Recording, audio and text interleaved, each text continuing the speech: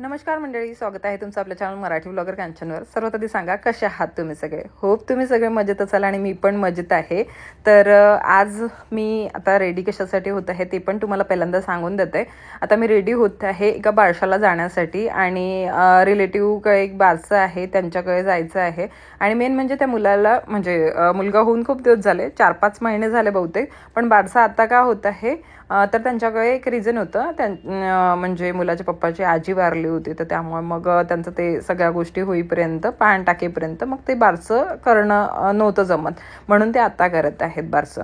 आता त्याच बारशाला आम्हाला निघायचं होतं, तर हेअर वॉश वगैरे केला आणि नंतर मग आता कारण खूप दिवस झाले हेअर वॉश नाही झालेला होता, तर मला कसं तरी होत होतं म्हणून हेअर वॉश केला. आता तेच केस सुकवायला वेळ लागत होता, म्हणून मग मी हा हेअर ब्रश यूज करत आहे. नॉर्मल ड्रायरपेक्षा या हेअर ब्रशनी जर तुम्ही हेअर सुकवाल ना तुमचे, तर तुम्हाला एक ब्लो ड्राईंग लुक मिळतो. जसं तुम्ही म्हणजे पार्लर वगैरेमध्ये जाऊन करताना ब्लो ड्राईंग तशा टाईपचं एक लुक मिळतं. तर मला खूप आवडतं या ब्रशने केस सुकवायला किंवा मग स्टायलिंग करायला. तर मी असं करून घेत असते, म्हणजे मला जास्त स्टायलिंग करायची गरज नाही पडत. तसंही मला खूप जास्त असं इंटरेस्ट नाही आहे असं हेअरस्टाईल वगैरे याच्यामध्ये.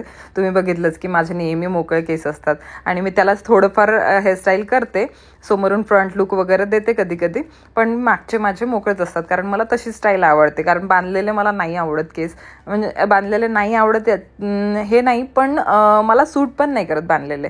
हे आता गिफ्ट घेतलेलं होतं, याला आता पॅकिंग करून आणायचं म्हणजे आता सोबतच जेव्हा जाणार ना त्याच वेळेला पॅकिंग वगैरे करू आणि ते देऊ. पूर्ण किट आहे जॉन्सन बेबीची, ती बाळासाठी घेतलेली आहे. आणि आता छोटं बाळ आहे तर काय द्यावं म्हटलं तर आता सगळे लोक वेगवेगळ्या पद्धतीने, आता तेच जे हेअर वगैरे काय म्हणतात त्याला ते केल्या जातं बाळंतविडा, सगळे लोक तेच करतात. म्हटलं काहीतरी आता मुलाच्या यूजमध्ये येणार अशी कोणती तरी वस्तू द्यायची, म्हणून मग ती एक गिफ्ट पॅकिंग ते घेऊन आलो होतो आणि ते आता देऊन देऊ. तर असं आहे. आता ही अशी हेअरस्टाईल मी समोरून करत आहे, फ्रंट लुक करत आहे, जी माझी काय म्हणतात सिग्नेचर लुक म्हणू शकता तुम्ही माझं. आणि हो, ही जी साडी आहे याचं माझं मनच भरलं नव्हतं वैभवच्या लग्नात, कारण थोड्या वेळासाठी ती साडी घातली होती आणि म्हटलं आता ती साडी घालावी, म्हणून मग समोरच ठेवलेली होती तर तीच साडी घातली. आणि या साडीचं मी किती माझ्या अपेक्षा होत्या वैभवच्या लग्नात, किती काय तुम्हाला सजेशन्स पण विचारले होते की मी काय करू, कसं लुक करू, कसं काय करू, पण ते सगळं मनातल्या मनात राहिलं. सगळ्यांनी म्हटलं, एकाने तर म्हटलं होतं की एकीने म्हटलं होतं की तू हे कर, काय म्हणतात त्याला, साऊथ इंडियन लुक कर, म्हणून मग मी या गोल्डन साडीवरचं लुक ठरवलं होतं. मस्त छान south Indian look, Pinterest look पण काढले होते. त्यानंतर त्यानुसार मी डिसाईड केलं होतं की मला असं लुक करायचं आहे, पण ते काहीच पॉसिबल झालं नाही यांच्या तब्येत खराब असल्यामुळे. आणि यांची तब्येत तर खराब होती, पण माझं मूड पण मग त्यामुळे खराब होतं, माझं सगळं काही व्यवस्थित झालं नाही. तर त्यामुळे, आणि तसंही एक भावाच्या लग्नात ना काहीतरी आपलं होतंच. आता तुम्ही रिलेट करू शकता की नाही मला माहीत नाही, पण होतंच ते भावाच्या लग्नात. माझ्या मोठ्या भावाच्या लग्न म्हणजे मुन्नाच्या लग्नात पण असं सेम झालेलं माझ्यासोबत. त्याचं लग्नात तर आम्ही रेडी व्हायला घरी आलो आणखीन मी, आणि त्याच्या लग्नाचे जे फटाके आहेत ते सुद्धा माझ्या गाडीच्या डिक्कीमध्ये होते. ते सगळं घेऊन घरी आलो आणि ते पूर्ण म्हणजे जो किस्सा आहे ना, मी एखाद दिवशी सांगेल तुम्हाला, तुम्ही हसून पागल व्हाल. म्हणजे आम्ही कोणाला म्हणजे तोंड दाखवायच्या लायकीचं नव्हतं राहिलेलं त्या लग्नात. तर खूप मोठा किस्सा आहे आणि अजून पण आठवतो आम्हाला तो किस्सा. रेडी झालेली आहे आणि अशा प्रकारची रेडी झालेली आहे. ही साडी मी थोड्या वेळापुरतीच घातली होती वैभवच्या लग्नात, म्हणून माझं मन नव्हतं निघालं या साडीतनं, तर म्हटलं आज घालून घ्यायची, तर म्हणून मग आज ही साडी घातली. कशी वाटत आहे मला कॉमेंट सेक्शनमध्ये नक्की कळवा. आणि हो, आता निघतो. अशा प्रकारचे सगळेजण रेडी झालेले आहेत. माहीला तर तुम्ही बघा बघा अशा प्रकारचे सगळेजण रेडी झालेले आहेत. चला निघायचं. आज तर सकाळपासून सगळेजण इतके बिझी होतो, तुम्हाला काय सांगू. म्हणजे यांच्या मागे, माही मागे, माझ्या मागे इतकी धावपळ सुरू होती, जास्तीत जास्त यांच्या मागे. मला तर घरातच राहून माझे जे व्हिडिओज आहेत ते कम्प्लीट करायचे होते, पण माहीनी सगळं काम आटपून घेतलं. म्हणजे अद्विकचं जे यांनी अद्विकचे ॲडमिशन करून आले हे, नंतर मग अद्विकचे युनिफॉर्म वगैरे आणायचे होते, अद्विकचे बुक्स आणायचे होते, ते माहीने आटपून घेतले. नंतर मग यांना भातकुलीला जायचं होतं, आईच्या मसाजचं जे तेल आहे ते घेऊन, तर मग हे भातकुलीला गेले आईच्या मसाजचं तेल घेऊन. आणि आईचं कसं झालेलं आहे आता तुम्हाला सांगते. आता बसून बसून खूप दिवसाचं बसून बसून आहेत ना त्या, तर त्यांना ना असं वाटते की म्हणजे आता मला काय असंच राहायचं आहे का. पण आता त्यांना तिथे पोहोचल्यानंतर आम्हाला समजावून सांगायला लागतं की नाही, असं नाही, तू लवकरच चालू शकशील किंवा मग लवकर उभं राहू शकाल, स्वतःच्या पायाने तू चालू शकशील. ह्या सगळ्या गोष्टी त्यांना थोडं सांत्वन द्यावं लागतं. तेव्हा कुठे त्या व्यवस्थित म्हणजे हसायला लागतात, नाही तर मग लगेच त्यांच्या डोळ्यात पाणी येते. आता थोडा सेन्सिटिव्ह झालेल्या आहेत त्या, म्हणजे इतक्या दिवसाच्या बसून बसून आहेत ना, त्यांना आता हार मानल्यासारखं झालेलं आहे की आता मी उभं राहू शकणार नाही, आता मला असंच राहावं लागणार आहे. तर त्या गोष्टी आहेत. पण आता त्या काय करू शकतो, आपल्याला एक पेशंट म्हणूनच त्यांना आता समजून सगळ्या गोष्टी त्यांना समजावून सांगायला लागतात. म्हणून यांचा वेळ तिथे खूप वेळ निघून गेला. म्हणजे त्यांच्याजवळ बसलं ना तर मग खूप वेळपर्यंत त्यांना म्हणजे हे करत राहावं लागतंय, सांत्वन देत राहावं लागतंय आणि त्यांच्यासोबत गप्पा मारत बसावं लागतंय आणि समजावून सांगावं लागतं त्यांना एका लहान बाळासारखं. त्या दिवशी पण यांनी खूप समजावून सांगितलं एका लहान बाळासारखंच. आज पण म्हणत होते की समजावून सांगताच खूप वेळ गेला. तर असं काहीतरी होतं म्हणून मग त्यांचा तिकडे वेळ गेला. मग ते लेट आले म्हणून मग आम्ही लेट झालो इकडे यायला.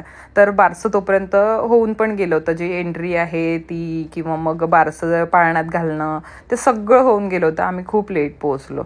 असं काही हरकत नाही, दिसणं तिथे पोहोचणं महत्त्वाचं, सगळ्यांना भेटणं महत्त्वाचं राहतंय. तर ह्या एका साईडनी माझ्या विहीनबाई येतात आणि एका साईडनी माहीच्या पप्पांच्या म्हणजे बहीणच म्हणू शकतो, लहानपणीचे जे सोबत खेळणारे सगळे हे ते. तर एका साईडनी माहीच्या पप्पांची बहीण येतात, तर त्यांच्यासोबत बोलत बसले. थँक्यू. नाही बोलायचे पैसे दिले का मी तुला? छान दिसत आहे म्हणते पोरगी, पण मी तुझी दीदी नाही लागत, मावशी पण नाही लागत, त्यात मी आजी लागते, तुझी आजी. हो. अरे आजी वाटत नाही का? मी तुझी आजी लागते, पण ती आत्या लागते. हो.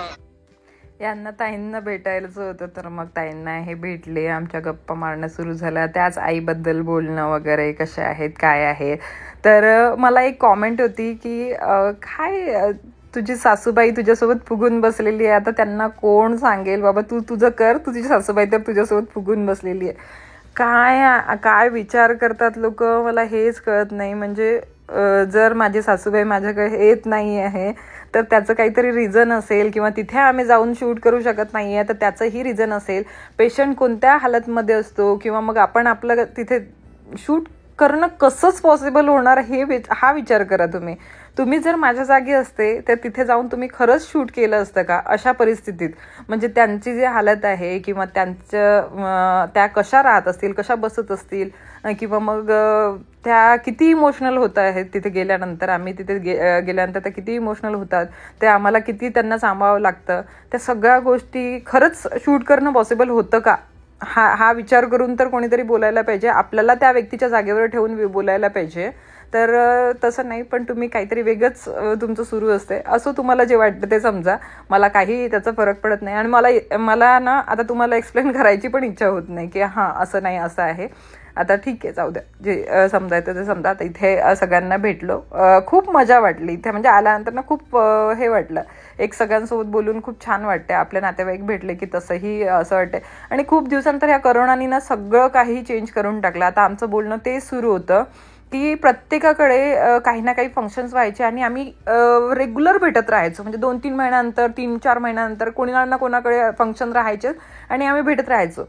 आता असं झालेलं आहे की करोनामुळे स्ट्रिक्ट होऊन गेलं. म्हणजे आपली पण मेंटॅलिटी चेंज होऊन गेलेली आहे. बिलकुल आपण फंक्शन करायला रेडीच होत नाही, कोणतेच फंक्शन्स होत नाहीत. त्यांनी असं होतं की भेटायला चान्सच मिळत नाही.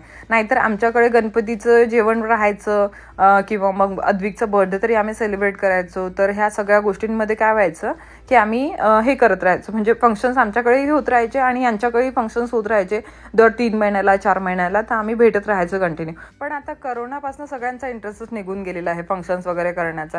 तर आमच्याकडे पण आम्ही कोणतंच फंक्शन नसते आणि यांच्याकडे पण असे मोठे मोठेच फंक्शन वगैरे करतात. तर त्यामुळे मग आमचं भेटणंच होत नाही. आता तर आम्ही डायरेक्ट श्यामच्या लग्नानंतर बहुतेक भेटत होतो. तर 2 वर्ष झाले, त्याला मुलगा पण झाला आणि त्यानंतर एकाच सिटीमध्ये असल्यानंतरही सुद्धा आम्ही इतक्या वर्षानंतर भेटत होतो. तर खूप तसं तर छान वाटतेच. आता इतके सगळे हे झाले, लग्न वगैरे झाले, तर त्यामध्ये यांचं भेटणं नाही झालं. एक आणखी लग्न होतं रिलेटिव्हमध्ये, तेव्हा मी शुभमच्या लग्नामधून आल्यानंतर इतकी बिमार झाली होती, तुम्हाला माहिती आहे, तुमच्यासोबत शेअर पण केलं होतं, मला लूज मोशन वगैरे लागलेलं आहे, त्या सगळ्या गोष्टी. तर त्यानंतर मग मला बरं नव्हतं म्हणून मी ते लग्न अटेंड नाही करू शकली. नाही तर त्या लग्नात तर सगळेचे सगळे माझे नातेवाईक आले होते, फक्त मीच अब्सेंट होती. सगळेजण मला मिस करत होते बोलले. आणि आता या बारशामध्ये, आता बारसं तर म्हणजे आता गावातले लोक जवळजवळचे बोलवले होते, त्यामुळे इतके नातेवाईक नव्हते, पण जेही होते त्यांच्यासोबत भेटून खूप छान वाटलं. आता रामचं जेव्हा लग्न होईल, हा राम आहे, तर रामचं जेव्हा लग्न होईल, आता त्याच्या लग्नात बहुतेक सगळ्यांच्या भेटी होणार आणि त्याच्या लग्नात बघू, खूप मजा करू आम्ही. त्याच्या लग्नासाठी आम्ही एक्सायटेड आहोत. आता जसं श्यामच्या लग्नासाठी एक्सायटेड होतो, तसंच आता रामच्या लग्नासाठी पण खूप एक्सायटेड आहोत. रामच्या लग्नात मजा येणार आहे. ही रामची आई, ही रामचे बाबा. तर आता तेच सांगत होते की आता मुली बघणं तर सुरू आहेत, जर पसंती झाली तर लवकरच त्याचं लग्न काढणार आहेत आणि त्याच्या पण लग्नाचे ब्लॉग तुम्हाला आता बघायला मिळते. एन्जॉय करणार आहोत खूप. असेच आम्ही खूप वाट बघतो सगळ्या फंक्शनची, आणि फंक्शन्स असले की मजा येते सगळ्यांना भेटून. आणि या हॉलमध्ये एकतर गाणे पण सुरू होते आणि त्यात म्हणजे सगळ्यांचे आवाज असे गुंजत होते ना, तर बॅकग्राऊंडमध्ये इतका नॉईज. मी आता अशीची अशी रॉ क्लिप ठेवली असती, खूप छान आमचे बोलणे सुरू होते आणि मजा वगैरे सुरू होत्या, पण काय करू होतं त्या सगळ्यांमध्ये बिलकुलच ते पॉसिबल नाही होत होतं की तुमच्यासोबत जर शेअर केलं असतं ना, तुम्हाला काहीच ऐकायला आलं नसतं. इथलं सगळं ते बॅकग्राऊंड नॉईज इतका होता.